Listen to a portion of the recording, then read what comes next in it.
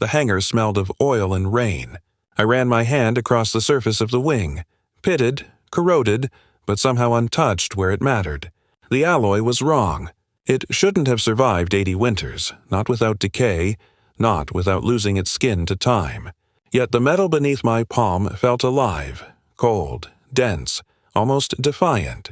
The curator told me it came from a German prototype lost in '44, recovered from a riverbed decades later. Its frame hadn't rusted. Not a speck. The lab said the coating was unknown. Impossible. We ran every test, but the molecules refused to confess. Outside, the storm thickened, wind clawing at the hangar's roof. I watched lightning flare against the relic and saw the reflection tremble. A quicksilver shimmer that shouldn't have been there. I'd read about this once, buried in field reports and declassified scraps. 6 wartime feats of engineering so precise, modern science can't reproduce them. Coatings that defied corrosion, engines that ran silent, bridges that healed their own fractures. 6 mysteries built by men who had no computers, no simulations, no time, only desperation. No one believed they were real. Not until this one surfaced, I pressed my ear to the wing. It gave a faint metallic hum, like memory vibrating through steel.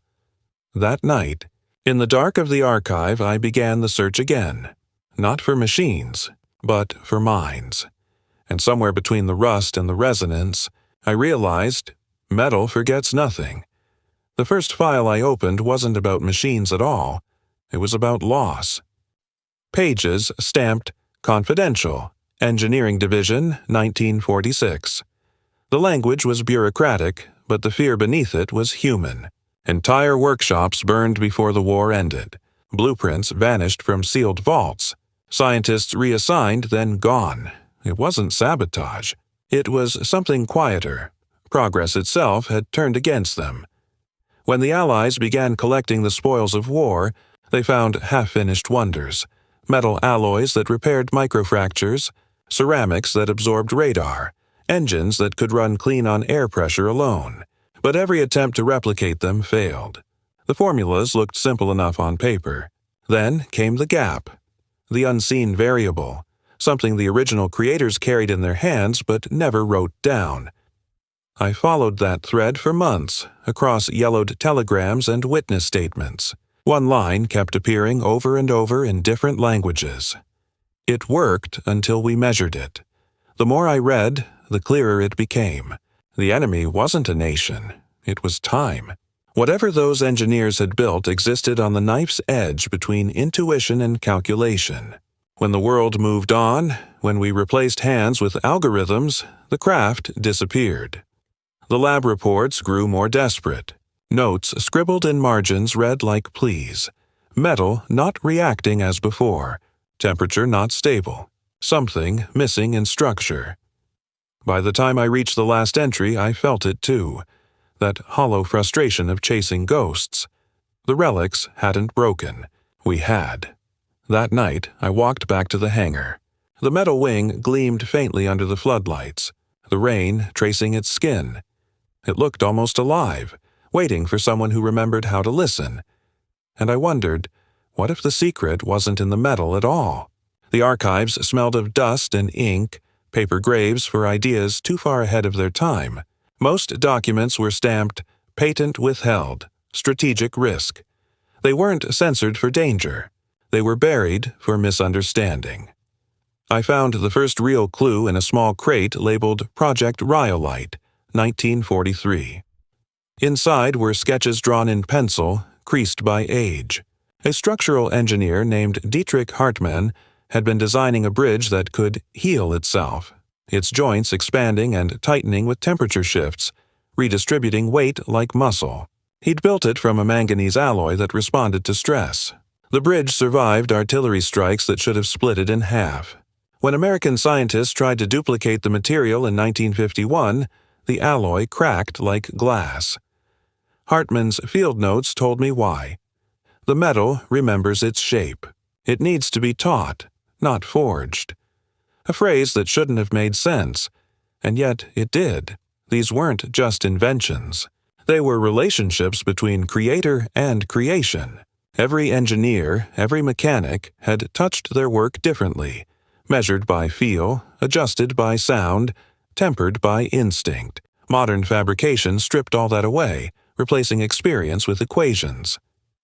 I dug deeper. Naval reports about paint that never chipped, submarines that ran silent at depth, glass that bent but didn't break. Each entry ended the same way. No replication possible. The deeper I read, the more it felt less like research and more like archaeology. We hadn't just lost blueprints, we'd lost fluency in a language of material and mind, and when I returned to the hangar that evening, I could almost hear that forgotten tongue, the soft tick of cooling metal, the quiet flex of tension held just right. They hadn't engineered miracles. They'd spoken them into being.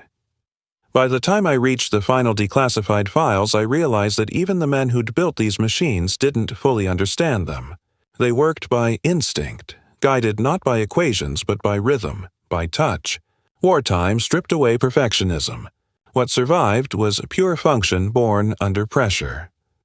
There were letters from welders who could hear when the alloy was ready, describing tones and harmonics no spectrometer could capture. Notes from chemists who cooled fuel mixtures by intuition, watching for a shift in color invisible to everyone else. They were improvisers, not inventors. The war demanded miracles, and somehow they delivered them. But it came at a cost. Precision without theory meant fragility. When the men were gone, the knowledge went with them. Their tricks were never formulas. They were experiences burned into calloused hands. The factories that built those wonders were dismantled. Their machines melted for scrap, the memory of their methods smothered beneath progress. I could almost feel their exhaustion in the yellowed pages, hands trembling as they wrote, words blending into grease stains. They weren't chasing glory. They were racing time. Every part they made might save lives or fail catastrophically. There was no in-between. I think that's what separates their world from ours. We build for efficiency. They built for survival. Standing again beside that aircraft wing, I felt the weight of their ghosts. The alloy was cool, smooth, almost unearthly. I imagined the worker who'd shaped it under bombardment, the hiss of molten metal, the heartbeat beneath the hammer. He'd never seen a blueprint. Only light, reflection, sound. And somehow, he'd forged something our machines can't. In that silence, I understood their struggle. They weren't defying science. They were defining it, one impossible spark at a time. The breakthrough came by accident, as most truths do. I was examining a fragment from another site, a twisted piece of metal salvaged from what used to be a tank chassis. The analysis listed it as mild steel, manganese reinforced. Nothing remarkable. But under the microscope, the grain pattern was wrong. It wasn't machined. It had grown. When heated, the crystalline structure didn't expand like normal metal. It rearranged, returning to its original form as if alive. I ran the test twice, then 3 times. Each time, the fragment remembered itself. Hartman's words came back to me. The metal remembers its shape. Shape memory alloys, we'd call them now. But this sample behaved beyond even modern standards. It could recover from deformations that would shatter contemporary compounds. The metallurgist who first forged it must have done so by instinct, cooling and reheating until the atoms aligned in perfect synchrony, an art no machine can replicate. The more I studied it, the more I realized this wasn't an isolated miracle. Each of the 6 lost designs shared something deeper, a harmony between human sense and natural law. Paint that refused corrosion because it was layered by temperature, not time. Rubber seals that regenerated because the factory floor dust had altered their chemistry. Wooden gliders that outlasted steel frames because they'd been glued under moonlight to slow the cure. Every detail mattered. Every oversight was a discovery. I sat there under the harsh lab lights holding that metal fragment between my fingers. It was warm, faintly pulsing, like it still remembered the hands that made it. The secret wasn't in the alloy, or even the war. It was in the men who built without understanding they were shaping the impossible. They weren't engineers. They were alchemists. The field test was never meant to happen. The fragment had been sitting under glass in a university archive for years, labeled non-reactive specimen. But curiosity has gravity, and mine finally won. With the dean's reluctant permission, we exposed it to controlled stress, heat, pressure, vibration, everything designed to push a material to its breaking point. It didn't break. It adapted. At 600 degrees, instead of softening, the metal tightened, microscopic filaments weaving themselves back into place. When chilled, it released stored tension like a sigh. We watched in disbelief as cracks sealed on their own, grain lines closing like scars fading from skin. The sensors went wild. The alloy wasn't just resisting change, it was using it. In that moment, I understood what wartime engineers had stumbled into. They hadn't been making indestructible machines. They'd been building living systems, materials that responded to the world around them. They treated steel as a companion, not a tool. They taught it to endure. We tried to duplicate it with modern alloys, precision ovens, and controlled cooling curves. Every attempt failed. Computers couldn't mimic what hands had once felt. The metal warped, buckled, gave up. That evening I drove back to the hangar, the sky bruised with storm. Lightning rippled across the clouds, reflected in the wing's silent gleam. I ran my fingers across the surface again and realized what I was touching wasn't just a relic. It was an artifact of empathy. Those men hadn't engineered perfection. They'd collaborated with chaos. The machines they built were never meant to last forever. They were meant to remember, to carry the will of their makers through heat, through battle, through time. And as thunder cracked above the hangar, the metal seemed to tremble, almost as if it still could hear them. Once word of the test spread, the emails began. Historians, engineers, even retired soldiers, each with a story about something that shouldn't have worked but did. A plane wing patched with scrap that flew farther than its factory twin. A tank tread forged in freezing weather that never wore down. A bridge in Poland, built in '44, that still flexed with traffic decades later as if it breathed. Across archives and continents, the same pattern emerged. Forgotten designs, unrepeatable results. The deeper I looked, the clearer it became. These tricks had rippled quietly through history, hidden beneath the veneer of modern progress. Some had inspired breakthroughs. Others had been quietly buried, too strange to explain. I traced one alloy's descendants through time, from Hartmann's self-healing bridge metal to post-war aviation coatings to early spacecraft prototypes. Every step forward was built on something half-understood, reverse-engineered from relics no one dared credit. It was as if the ghosts of those engineers had guided us without permission. Even now, industries chase their shadows, materials that flex like tendons, paints that resist decay, engines that hum at impossible efficiency. We give them modern names, smart alloys, adaptive composites, but none of them match the originals. Somewhere in our precision, we lost the imperfection that made them alive. At night, I began dreaming of workshops lit by flickering lamps, men hammering, filing, listening to the whisper of metal cooling under their touch. They weren't following schematics. They were following instinct, a conversation between human breath and molten earth. Their discoveries didn't vanish. They dissolved into everything that came after, and maybe that's why modern science can't recreate them, because they were never inventions to begin with. They were collaborations, and the other half of that conversation has been silent ever. Since, the metallurgists called it impossible. I called it human. When we finally mapped the internal lattice of the alloy under an electron microscope, something extraordinary appeared. A pattern not random, not perfect, but rhythmic. The structure pulsed in repeating intervals like music frozen in metal. It wasn't a mistake. It was intention. Each fold, each grain boundary, aligned in a cadence that no automated process could ever reproduce. It reminded me of handwriting. No two strokes the same, yet all connected by the rhythm of a single hand. The material was, in essence, handwritten matter. Modern manufacturing chases precision, but the wartime engineers found strength in variation. Their imperfections were not errors. They were harmonies. Each hammer strike, each shift in temperature, introduced character. In a world ruled by chaos, they built resilience by embracing it. We tried to simulate those irregularities with code, introducing controlled randomness into our 3D printers, adjusting heat curves to mimic instinct. But the results were hollow. Machines can imitate, but they can't care. That's when I understood the philosophy buried in all this steel. Memory isn't stored in design. It's stored in relationship. The material remembers because its maker believed it could. That belief shaped how it was treated, tempered, trusted. Science calls it hysteresis, residual energy, atomic alignment. I call it reverence. Somewhere between physics and faith, those men found communion with the elements. They didn't dominate the world. They negotiated with it. When I left the lab that night, I pressed my hand against the relic again.